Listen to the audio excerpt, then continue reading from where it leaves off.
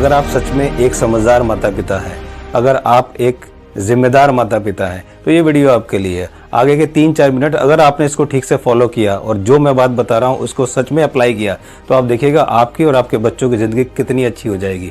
मैं Manas Samarth, professional speaker, life clarity coach और corporate trainer आज आपके सामने लेकर आया हूँ बच्चों से रिलेटेड 3 बहुत बड़ी समस्या।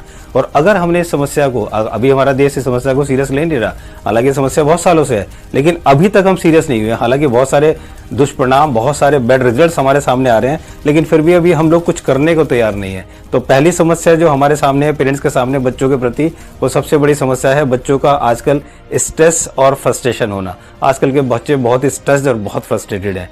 और दूसरी हमारी बहुत बड़ी समस्या है बच्चों के प्रति, वो ये है बच्चों के प्रोफेशन और करियर के बारे में हम बहुत परेशान हैं। हर माता पिता परेशान है। और तीसरी समस्या है वो ये है कि आज के ज़माने में, आज के टाइम में बच्चों से पेरेंट्स के रिलेशन बहुत अच्छे नहीं है। और हर जगह दोनों के रिलेशन में बहुत बड़ी बड़ी समस्या है। बच्चों को माता पिता को समझ में नहीं आता, माता पिता को बच्चों का समझ में नहीं आता। हर जगह स्ट्रेस, फ्रस्ट्रेशन हर जगह। तो आज ये तीनों समस्याओं का समाधान मेरे पास है, और जो मैं आपको बता रहा हूँ अगर आपने फॉलो किया तो रियली आप देखना कितने ज़बरदस्त रिजल्ट होंगे, ये मेरा दावा है। दोस्तों, अगर आज के टाइम में अगर आपका बच्चा पढ़ता नहीं है, अगर आपका बच्चा ज़्यादा नंबर नहीं लाता है, तो आप अपने बच्चे को ऐसे ट्रीट करते हैं माता पिता जैसे वो बच्चा ना हुआ एक आतंकवादी हो गया। उसको मारते हैं, पीटते हैं, डांटते हैं, टोकते हैं, पता नहीं क्या क्या करते हैं। आपको लगता है कि ये एक सही सोल्यूशन है? आपको ये जानकर बहुत ही हैरानी होगी कि आज इंडिया की, अगर मैं इंडिया की बात करता हूँ, मैं कहीं बाहर की बात नहीं करता, इंडिया की बात करता हूँ, इंडिया में हर साल 12 से 13 हज़ार बच्चे एक पढ़ाई के स्ट्रेस की वजह से आत्महत्या कर रहे हैं। क्या आप जानते हैं कि हमारे देश में जो पेरेंट्स हैं वो सबसे ज़्यादा एजुकेशन में खर्च करते हैं? और आप जानते हैं कि 70 से 75% बच्चे अपने सब्जेक्ट, अपने स्ट्रीम, अपना प्रोफेशन, अपनी फैमिली और अपने दोस्तों के हिसाब से चूज़ करते हैं। आपको ये जान के और भी हैरानी होगी कि हमारे देश में 85% जो लोग हैं वो 35 से 40 साल की उम्र में जाके उन्हें लगता है कि वो गलत प्रोफेशन में आ गए। 35 से 40 साल की उम्र में। तो बताइए, जब इतने सारे लोग 35 से 40 साल की उम्र में जाके उन्हें लगता है कि हम गलत प्रोफेशन में आ गए, तो आखिर एक बच्चा कैसे सेलेक्ट कर सकता है कि मैं किस प्रोफेशन में जाऊं? तो ये जिम्मेदारी एक पेरेंट्स की है जिसको ये निभानी चाहिए। आप ये भी बहुत अच्छी तरह जानते हैं कि आज के माँ बाप अपने बच्चे पर इतना पैसा लगाते हैं। एक बच्चा नर्सरी से लेकर 22-23 साल, जब तक वो ग्रेजुएशन, नर्सरी से लेकर ग्रेजुएशन, पोस्ट ग्रेजुएशन, MBA और जो कोई जो प्रोफेशनल कोर्सेज करता है, 22 से 25 साल लगाने के बाद, 30 से 40 लाख रुपए खर्च होने के बाद, ये सारा जोड़ लीजिए, नर्सरी से लेकर और ग्रेजुएशन और पोस्ट ग्रेजुएशन, तो इतने साल लगाने के बाद और इतना करने के बाद भी उसको ये गारंटी नहीं मिलती कि उसको 10,000 की भी एक जॉब लग जाएगी। इज इट राइट और रॉन्ग? अगर हम 4 व्हीलर खरीदते हैं तो खरीदने के बाद हम उसको चलाना सीखते हैं कि कैसे उसको ऑपरेट किया जाए। अगर हम टीवी खरीदते हैं, अगर हम मोबाइल खरीदते हैं, अगर हम AC खरीदते हैं, अगर हम फ्रिज खरीदते हैं, इस खरीदने के साथ एक मैनुअल आता है। सबसे पहले हम एक मैनुअल पढ़ते हैं। एक हम ओवन खरीद के लाते हैं, ओवन को सबसे पहले मैनुअली पढ़ के हम उसको ऑपरेट करते हैं। लेकिन क्या हमने ये सोचा है कि क्या हमने अपने बच्चे के बारे में कभी जानने की कोशिश करी कि आखिर हमारा बच्चा कैसे ऑपरेट होगा? हम अपने बच्चे, अब आप ये सोचेंगे कि बच्चा तो मशीनरी नहीं है, टेक्नोलॉजी नहीं है, लेकिन मैं आपको बताना चाहता हूँ कि इस दुनिया में जो भी चीज़ है, हर चीज़ एक टेक्नोलॉजी है और हमें उस टेक्नोलॉजी को सीखना है। जिस दिन हम उस टेक्नोलॉजी को सीख गए, उस दिन हम अपने आप को बहुत बड़ा सक्सेसफुल बना लेंगे। वैसे तो हर माँ बाप अपने बच्चे के बारे में दावा करता है कि मैं अपने बच्चे को बहुत प्यार करता हूँ, मैं अपने बच्चे के लिए ये करता हूँ, मैं अपने बच्चे के लिए वो करता हूँ। लेकिन अगर आप सच में अपने बच्चे को प्यार करते हैं तो मैं आपसे कुछ पूछता हूँ, जरा बताइए आपको अपने बच्चे के बारे में पता है कि नहीं है? क्या आप जानते हैं कि आपके बच्चे को स्ट्रेस और फ्रस्ट्रेशन क्यों होता है? नहीं पता। क्या आप जानते हैं कि आपके बच्चे के अंदर एक नहीं, अगर आप किसी का बच्चा पढ़ा लिखा नहीं है, बहुत नंबर ज़्यादा नहीं लाया, तो आपको लगता है कि वो पढ़ा लिखा नहीं है, वो स्मार्ट नहीं है। लेकिन आप जानते हैं कि हर बच्चे में भगवान एक टैलेंट देके बेचा है जिसको हम गॉड गिफ्टेड टैलेंट बोलते हैं, और हर बच्चे के अंदर 8 मल्टीपल इंटेलिजेंस होता है। क्या आप जानते हैं उस चीज़ को? क्या आप जानते हैं कि आपके बच्चे का जो लर्निंग पैटर्न है वो क्या है? लर्निंग पैटर्न 3 तरह के होते हैं। एक ऑडिटरी होता है, एक विजुअल होता है और एक किनेस्थेटिक होता है। अगर ये पैटर्न से ही अगर हम बच्चे को पढ़ाएं तो उस बच्चे के 20 से 25% मार्क्स ज़्यादा आ जाएंगे।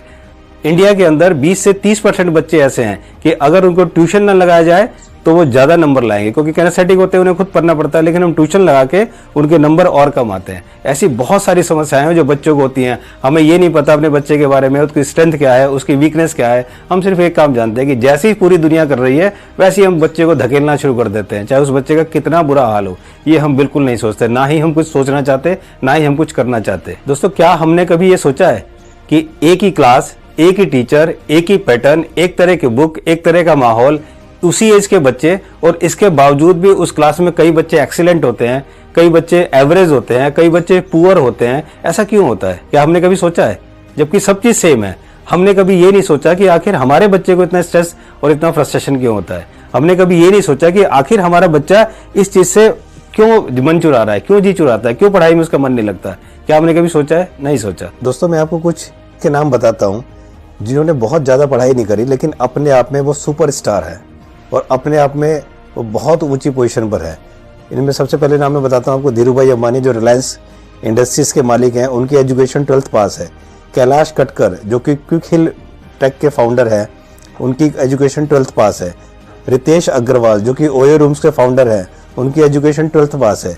राहुल यादव, हाउसिंग.com के फाउंडर, जो कि बीटेक ड्रॉप आउट हैं। कुणाल शाह, जो कि फ्री चार्ज के फाउंडर हैं, वो MBA ड्रॉप आउट है। इसके अलावा Azhar Iqbal, IIT Delhi BTech drop out. Trishneet Arora, tech security के founder, he is only 12th class pass. इसके अलावा भी बहुत सारे लोग हैं, जैसे स्टीव जॉब्स, जो एप्पल के फाउंडर हैं, वो भी बीटेक ड्रॉप आउट हैं। बिल गेट्स, जो माइक्रोसॉफ्ट के फाउंडर है, BTech drop out. Michael Dell, जो कि डेल टेक्नोलॉजी के फाउंडर है, he is also 12th class pass. Apart from this, the founder of Uber, the founder of Twitter, the founder of WhatsApp and the founder of Facebook, founder of Oracle. तो दोस्तों, इनके अलावा भी हजारों नाम हैं जो मैं आपको बता सकता हूं, जो आपको दे सकता हूं, जिन्होंने बहुत अच्छी क्वालिफिकेशन ली नहीं, लेकिन आज वो और सफलता के शिखर पर है। और जानते हैं इसका रीजन क्या है? इसका रीजन ये है कि इन सब लोगों ने अपने अंदर अपने इनबॉर्न क्वालिटी को, अपने इनबॉर्न टैलेंट को पहचाना और उस टैलेंट को ही इन्होंने अपना पैशन बना के उसको प्रोफेशन में कन्वर्ट किया। और यही रीजन है कि आज वो इतने बड़े स्टार हैं, इतने बड़े लोग हैं। तो यही मैं आपको बताना चाहता हूं कि अगर हमने अपनी इनबॉर्न क्वालिटी और अपने इनबॉर्न टैलेंट को पहचाना और उसके अकॉर्डिंगली अगर हमने अपने बच्चों को अपनी लाइन दिखाई, उनको लाइन दी, तो देखिए आपके बच्चे क्या कर जाएंगे। अब सबसे बड़ा सवाल दोस्तों ये उठता है कि आखिर हमें कैसे पता चले कि हमारे बच्चे के अंदर इनबॉर्न टैलेंट या गॉड गिफ्टेड टैलेंट क्या है? आखिर हमें कैसे पता लगे?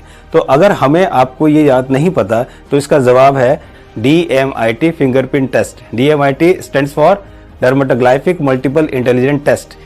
दोस्तों, ये वो टेस्ट है जो बच्चे के फिंगरप्रिंट से लिया जाता है और ये टेस्ट हमारे बच्चे का ये बताता है कि बच्चे की स्ट्रेंथ क्या है, बच्चे की वीकनेस क्या है, बच्चे के अंदर कितनी मल्टीपल इंटेलिजेंसीज है, बच्चे की पर्सनैलिटी क्या है, बच्चे को किस सब्जेक्ट्स में जाना चाहिए, बच्चे को किस प्रोफेशन में जाना चाहिए, बच्चे को कौन से स्ट्रीम में जाना चाहिए। ये सारी समस्याओं का समाधान ये टेस्ट है। This globally recognised science of DMIT fingerprint test, ये जो है पूरे विश्व में बहुत से कंट्रीज हैं, मोर देन 160 प्लस कंट्रीज हैं वर्ल्ड में जो कि इस टेस्ट को यूज करती हैं और उसके हिसाब से अपने जितने भी बच्चे हैं उनको प्रोफेशन में जाने के लिए या उनके करियर सिलेक्शन में बहुत कुछ गाइडेंस इनसे मिलता है।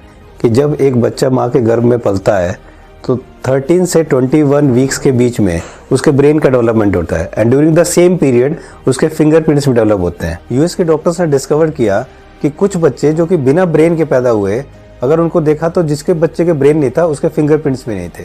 अब मैं आपको ये बताता हूँ कि DMIT टेस्ट करने का प्रोसेस क्या है। सबसे पहले दोस्तों, हम बच्चे का फिंगरप्रिंट स्कैन करते हैं। इस स्कैनिंग प्रोसेस में 10 से 15 मिनट लगते हैं।